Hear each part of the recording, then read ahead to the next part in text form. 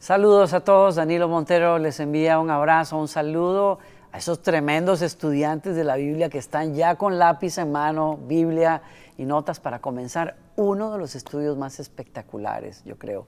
Es estudiar la carta a los Hebreos, uno de los libros más profundos, ricos en doctrina, en teología, y que nos da unas bases tremendas a nosotros como cristianos. Por supuesto, la mejor parte de todo esto es que tengo a mi esposa aquí al lado. Gracias, amor. Un placer estar contigo siempre en todos estos estudios y con todos ustedes. Y como bien dijiste, Dani, poder entrar a este libro tan precioso que es el libro de los Hebreos, uno de mis libros favoritos del Nuevo Testamento. Igualmente, Increíble. ¿verdad? Increíble. Lo he disfrutado muchísimo. Entremos en materia porque estamos basando este estudio estos días y semanas que vamos a estar acá sobre un comentarista, un pastor que es de apellido Wiersbe, por lo menos así se escribe, y que lo ha titulado Confiando en Cristo, porque la carta a los Hebreos es una carta que asumimos se escribe en medio de una transición muy difícil que están viviendo las personas, los creyentes, cuando nace el cristianismo, justamente, para ser exacto, la segunda generación de creyentes, aquellos que habían escuchado a los apóstoles y a los discípulos, los primeros discípulos, recibieron el mensaje, el testimonio de quién es Jesús, y ahora ellos tienen que enfrentar un mundo que está en cambio, que está en crisis, un imperio que no entiende la fe, una religión judía que les persigue, gentiles, personas que no conocen las cosas de Dios, que también se oponen, y ellos están perdiendo la vida, están perdiendo su reputación, están perdiendo sus posesiones. En fin, es una época muy difícil. Y en medio de esa época, alguien escribe una carta que trata de probarle a los creyentes judíos, porque son los que están comenzando, el hecho de que Jesús es superior. Jesús es una persona superior, superior al antiguo pacto, superior a Moisés, y por ende la fe de ellos tiene que estar basada en Él, no apartarse, aunque hay tentación de apartarse de Él por los sufrimientos y persecuciones, y también por las doctrinas falsas que están surgiendo para apartarlos. ¿Qué quiero decir con esto? Bueno, que como fue relevante esa carta en el momento, lo será para nosotros hoy también, hoy claro, que vivimos en un mundo con tantas ideas, tantas tentaciones también. Así es que prepárate, recuerda, en esta misma página puedes buscar las notas, vamos a compartir las notas. Toma un lápiz, por favor, y escribe algunas cosas y éntrale sin miedo, con respeto, pero sin miedo a la palabra del Señor. Te aseguro que tu vida va a ser tremendamente enriquecida. Entonces, el llamado, en pocas palabras, es a poner los ojos en Jesús, a no tratar de poner la fe en un sistema que el escritor dice ya está pasando, que es la fe hebrea, y por lo menos en términos de la revelación de Jesucristo, en un mundo que se está tambaleando, que les roba, les quita, sino vivir por fe y no por vista. Vamos a ver todo esto en estas próximas semanas que vienen. Es importante entender también que el libro de Hebreos no nos dice, como en otras cartas que vemos del Nuevo Testamento, no nos dice quién es el que lo escribe. Entonces no conocemos al autor, pero sí sabemos quiénes son los receptores. Pero por lo menos podemos saber que el autor es uno judío que entiende muy bien la ley, la tradición, y por lo tanto va a ser un símil entre lo que fue la ley que quedó obsoleta, que quedó corta, y un Jesús que es superior a esa ley, que lo que has estado hablando. Ahora, yo entendiendo lo que están pasando los judíos cristianos de ese momento, yo le decía a mi esposo, me parece que son pantalones de la persona que escribe esta carta a gente que ha tenido años y años de estar sufriendo persecución. Se cree que el libro fue escrito antes del año 70 del primer siglo, pero se nota que han pasado muchos años de persecución los cristianos. Yo creo que es fácil decirle a las personas, confía cuando decimos porque va a cambiar la situación, confía porque pronto va a dar la vuelta de página, pero cuando pasan años o décadas de persecución, se tiene que seguir parando con otros argumentos tienen que ser tan confiables para decirle al que está perdiendo la vida por ser cristiano, sigue confiando. Porque, como bien explicaste, lo que sucedía es que el cristiano prefería decir, no pues, pero también soy judío, como refugiándose en la identidad de su religión para poder salvar su vida. Y yo creo que es una tentación muy grande decir, yo no dejé de ser judío, yo sigo siendo judío, yo también puedo seguir abrazando la ley, si esto me va a salvar la vida, no importa. Pero aquí deja claro el autor, no, sí importa. Y tenemos que tener claro quién es Cristo. Entonces esto les da valor a esos cristianos y les ayudó, porque muchos siguieron su fe y hasta el día de hoy tenemos esa herencia de fe. Y yo creo que nosotros mismos tenemos que agarrar estos mismos fundamentos. ¿Qué cosas? Y entonces aquí viene, vamos a empezar en materia. El autor, el que hizo esta exégesis del libro, da 5 razones o encuentra 5 razones o 5 características en cómo este libro nos ayuda a nosotros a comprender el mensaje total. Y la primera razón del libro de Hebreos que tenemos que entender es que es más un libro de evaluación. ¿Qué quiere decir esto?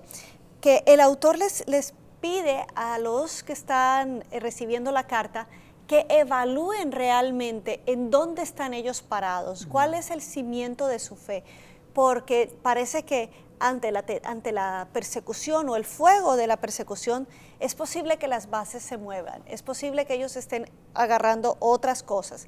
Entonces el autor está diciendo, es importante que se evalúen, y esto lo vamos a ver mientras que leamos el libro, estamos haciendo una introducción, ¿no? Esta es una de las cosas. Algunos habían descuidado, por ejemplo, nos damos cuenta en el capítulo 10 que algunos habían descuidado los servicios regulares de adoración. Decían, no, pues ya no importa reunirnos, ya no importa ir.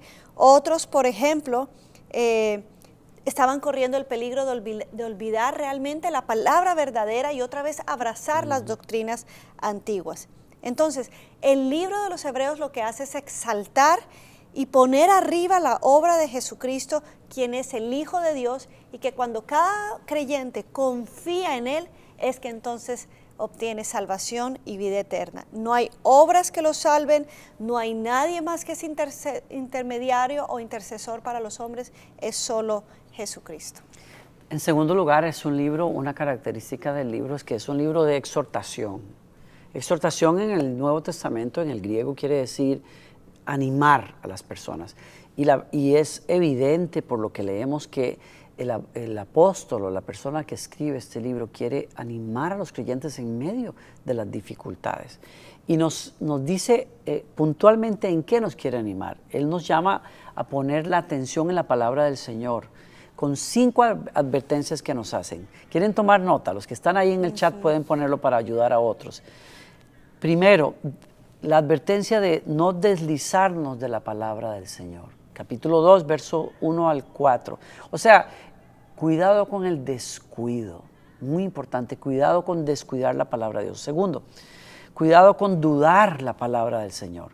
Capítulos 3, 7 hasta el capítulo 4, 13. En otras palabras, tengan cuidado, nos advierte de la dureza del corazón. Tercero, nos advierte acerca del desoír, es decir, de la pesadez ante la palabra del Señor. Capítulo 5, versos 11 hasta capítulo 6, verso 20. En cuarto lugar, nos exhorta a no despreciar la palabra del Señor. Capítulo 10, verso 26 al 39. En otras palabras es, cuidado con la obstinación, cuidado con ser tercos para recibir la palabra del Señor. Y lo último, cuidado con desafiar la palabra del Señor. Capítulo 12, versos 14 al 29. En otras palabras, cuidado con el rehusarse a oír lo que el Señor nos está tratando de decir. Todo encerrando un mensaje que es, por eso es tan intensa la carta, el mensaje de exhortarnos a mantener el ánimo, ¿ok? Y la tercera característica que encontramos en este libro es que es un libro de examen. tal vez nos preguntemos al estudiarlo, al estar estudiando este libro, ¿en qué estoy realmente confiando? Es importante puntualizar que el autor dice, mira, o te quedas en el sistema que conocías, que era el sistema de los sacrificios al pueblo judío, y pones tu confianza en que ellos son los que van a perdonar tu pecado, o pones tu mirada en un reino inconmovible. O sea, nos pone realmente a decidir.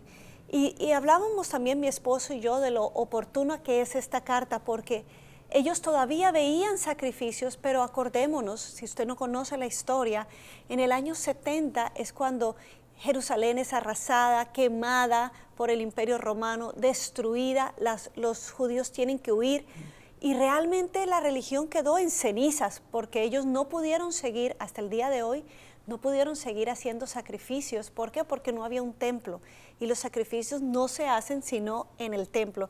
Y al no existir, ellos quedaron solamente reuniéndose en sinagogas donde sí podían tener ciertas tradiciones, pero no la principal, que era la de los sacrificios. Entonces, qué oportuno que es este mensaje en donde te pone a poner tu fe en el lugar correcto, porque en cualquier momento lo que tú creas que es estable y que está fuera de Dios, en cualquier momento va a ser consumido. Pensaba mientras estabas diciendo eso que cómo el libro de Hebreos fue clave y ha sido clave para checar mi vida espiritual en ciertos momentos. Y en momentos muy claves. O sea, recuerdo todavía hace muchos años cuando el pastor Rey se sentó conmigo en una época en que yo estaba perdiendo la devoción a Dios y abrió el libro de Hebreos y leyó los primeros 4 capítulos junto conmigo por 2 días. Y aquello me abrió los ojos a entender que yo no estaba bien, que yo no estaba saludable.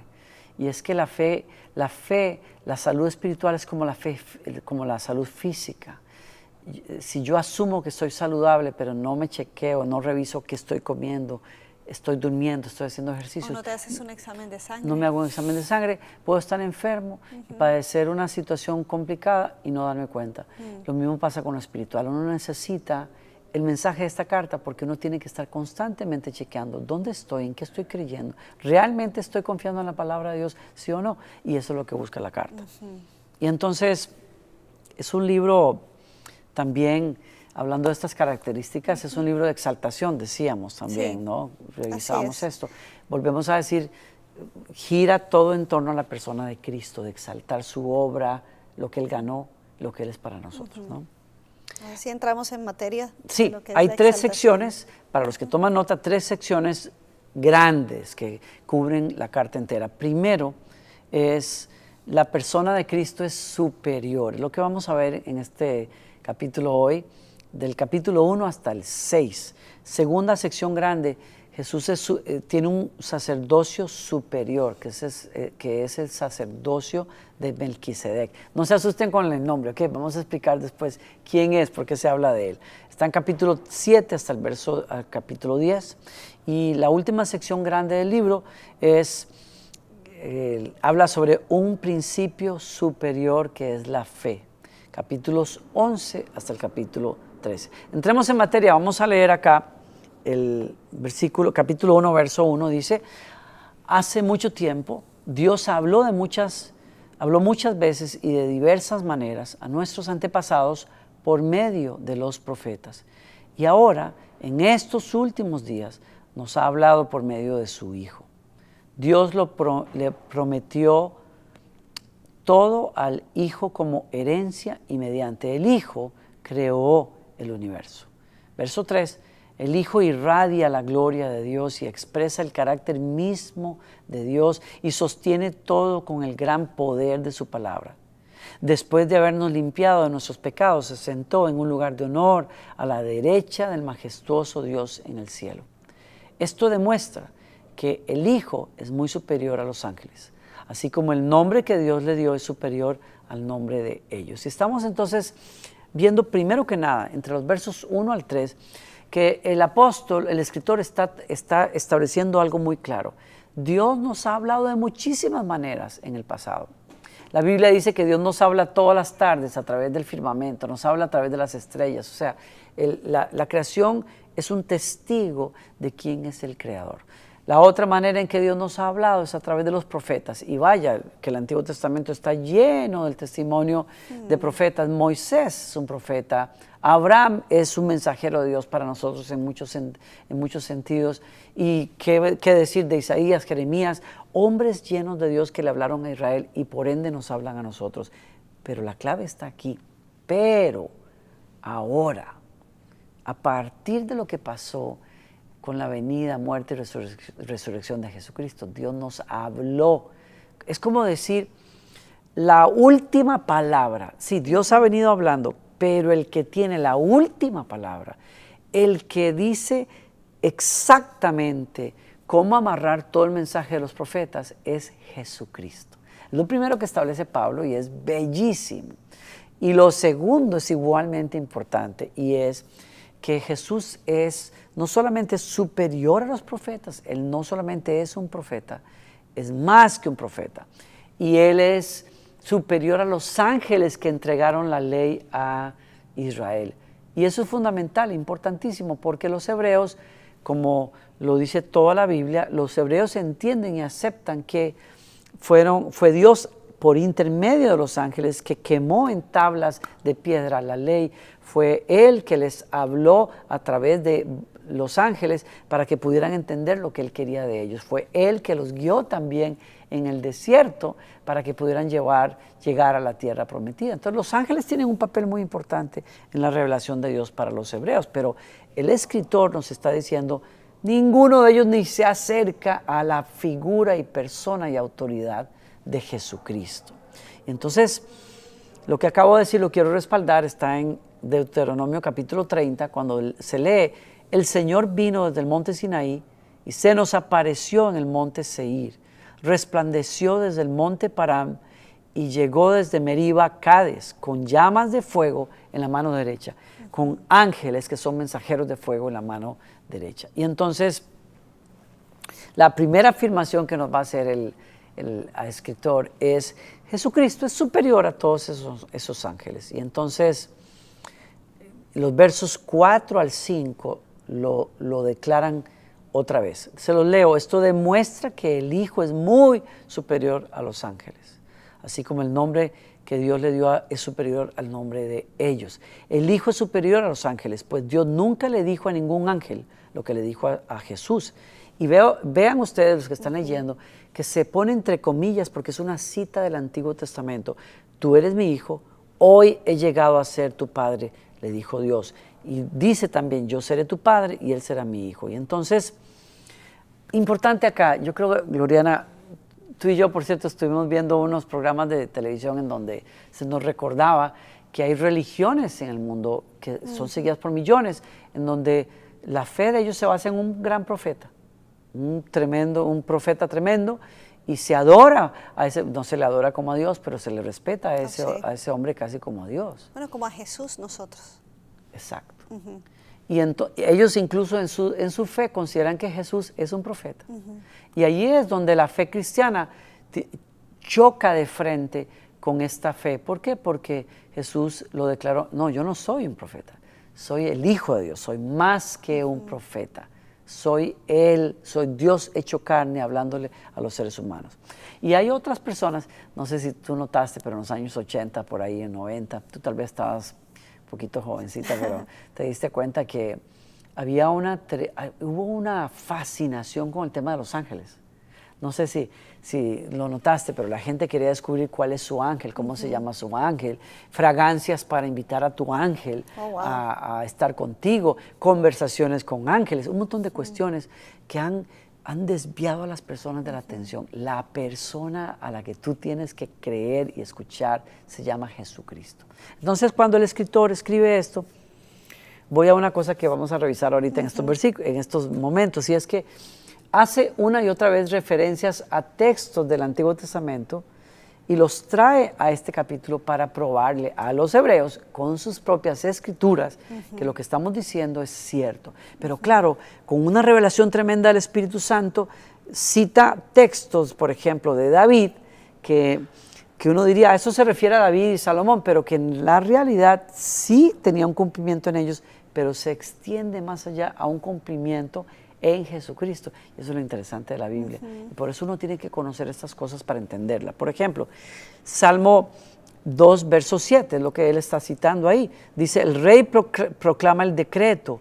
El Señor me dijo, tú eres mi hijo, hoy he llegado a ser tu padre. Y entonces, ¿a qué se puede referir eso? Bueno, se refiere a 2 de Samuel, capítulo 7, verso 14. Tomen nota ustedes que están ahí. 2 de Samuel 7, 14. Póngalo alguien en el chat. Yo seré su padre, él será mi hijo. Si peca, lo corregiré y lo disciplinaré con vara, como lo haría con cualquiera. Y estos dos versículos que parecen que no tienen que ver, tienen todo que ver. Sí. Es David diciéndole a Salomón, tú vas a ser mi hijo, mi primogénito. Voy a poner sobre ti toda la autoridad. Pude haberle dado el trono al primero, pero la dirección de Dios es que te lo voy a dar a ti. Y ahí, en esa entronización de Salomón, el Espíritu Santo nos estaba hablando que un día Dios iba a declarar a su Hijo verdadero, a Jesucristo, como el Rey de toda la creación, por su obediencia al morir en la cruz y por el derecho que se ganó de ser el nombre sobre todo nombre, tener esa autoridad en la resurrección. Entonces, esos textos que se leen por ahí nos están hablando de que Jesús es superior a ángeles, que Dios jamás le hubiera dicho eso a un ángel, pero se lo dijo a Jesucristo, estableciéndolo como el Rey de Reyes y Señor de Señores.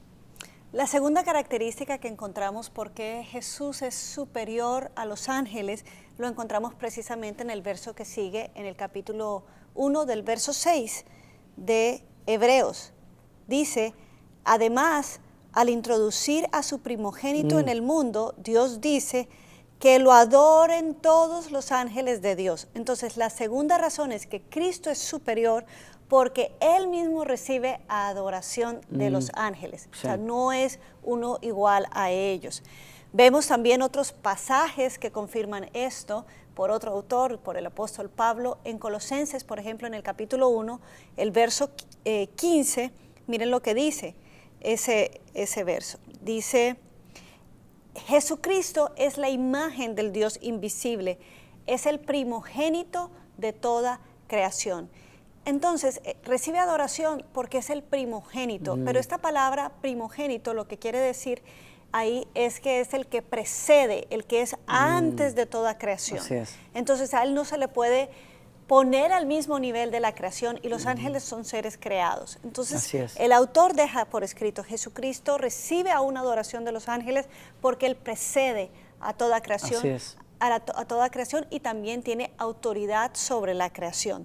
Y luego en el verso 18 de Colosenses capítulo 1 sigue diciendo el autor que Jesucristo es la cabeza del cuerpo que es la iglesia, Él es el principio y una vez más usa esta palabra, es el primogénito de la resurrección para ser en todo el primero. Me encanta eso. Para ser en todo Jesucristo es el primero, o sea, lo deja claro. Así que por tener esa posición, los ángeles mismos doblan sus rodillas. Ahora veamos qué dice el Antiguo Testamento sobre eso, porque yo te cité ahorita 2 pasajes más del Nuevo Testamento, pero en el libro de Deuteronomio, en el verso 32, en el capítulo 32, verso 43, dice, alégrense con él, oh cielos, y que lo adoren todos los ángeles de Dios, que lo adoren todos los ángeles de Dios, a Jesucristo. A Jesucristo, no hay un ángel. Ustedes ven en la Biblia que incluso cuando un ángel vino a darle la revelación a Daniel, Daniel no permitió, el ángel no permitió que Daniel lo adorara. Cuando ángeles aparecen en el Nuevo Testamento, por ejemplo, para darle la revelación del libro de Apocalipsis a Juan, el ángel le dice, adora solo a Dios. Tú no puedes inclinarte delante de mí. Cuando tú oigas a cristianos o personas que hablan de adorar ángeles, esas personas perdieron el rumbo. Los ángeles mismos adoran a Jesucristo. Por eso Jesucristo es superior. Bueno, y los ángeles no solamente lo adoran, lo sirven.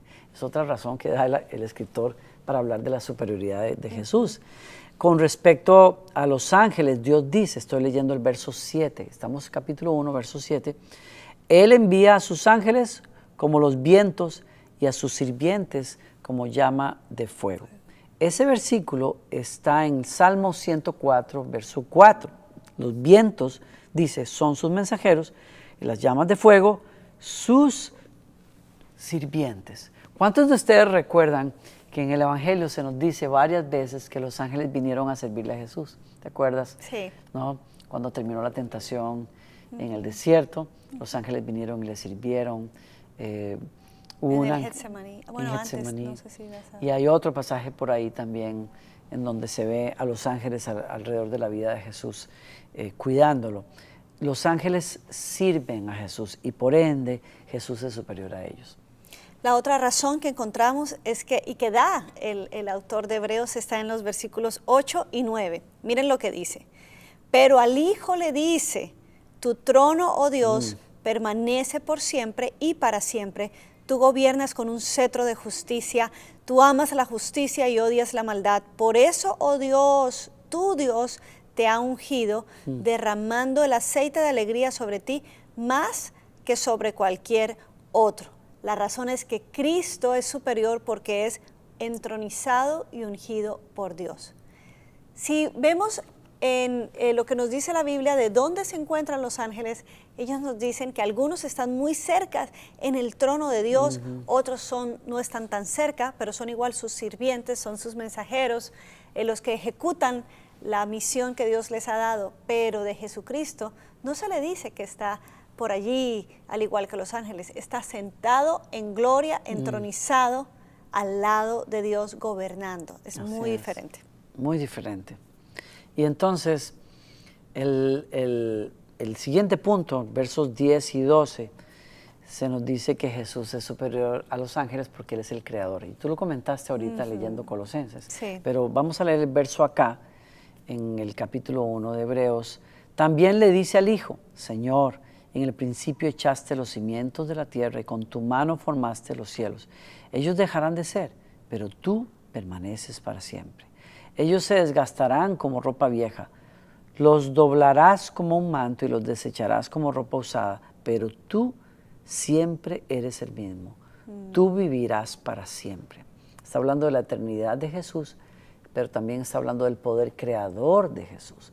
Hay grupos dentro del cristianismo que dicen, no, Jesús fue creado, porque mira estos versículos que hay anteriormente. Que es el primogénito que él de es el toda primogénito, creación. entonces él tuvo que tener un inicio.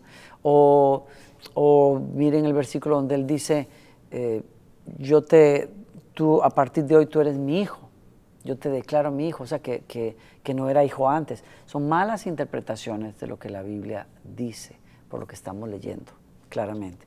Entonces, en este último argumento que se pone en este capítulo 1, se nos está diciendo que el Antiguo Testamento hablaba de que Jesús, el Mesías, el Hijo de Dios, no era creado, era el Creador. Está en el Salmo 102, versos 25 al 27.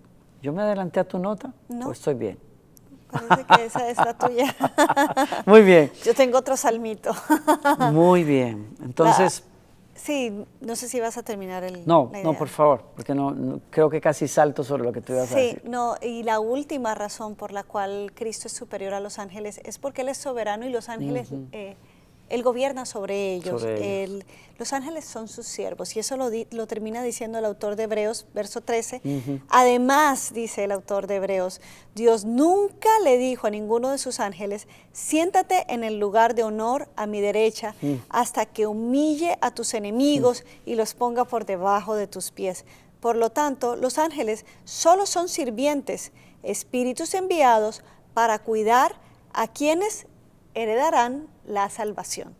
Los ángeles son sirvientes de Dios, no nuestros, son sirvientes de Dios, pero están con una misión y es cuidarnos a nosotros. Pero Jesucristo tiene un lugar de soberanía porque Jesús, el Dios Padre le dijo, yo voy a poner a tus enemigos debajo de tus pies. Yo soy el que te voy a... O sea, lo da en un lugar de honra que ningún otro tiene. Veamos lo que dice también el Salmo 110, verso 1. El Señor le dijo a mi Señor, siéntate en el lugar de honor a mi derecha. Me encanta eso. El Señor le dijo a mi Señor, siéntate a mi derecha hasta en el lugar, perdón, siéntate en el lugar de honor a mi derecha. Ese es el Salmo 110. Quiero decir algo.